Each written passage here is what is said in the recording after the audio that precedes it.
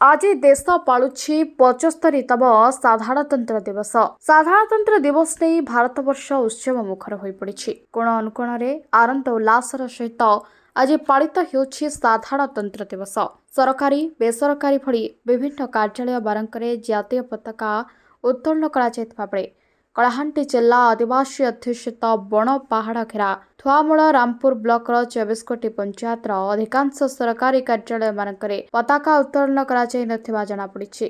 प्राणीधन निरीक्षक केन्द्र, मिशन शक्ति गृह, डाकघर, अंगनवाड़ी केन्द्र भली अनेक सरकारी कार्यालय मानकरे पताका उत्तोलन होई नथिबा देखिबाकु मिलिछि। कार्यरत कर्मचारी मानक अवहेला और वैमात्रिक कार्यकलाप जोगु आज एभलीर महान दिन में सरकारी कार्यालय मानकरे पताका उत्तोलन नहेबा अत्यंत दुर्भाग्यर विषय। यार एक उच्चस्तरीय तदंत करी अवहेला कारीगरी को कार्यानुष्ठान ग्रहण करने साधारण दाबी होइछि।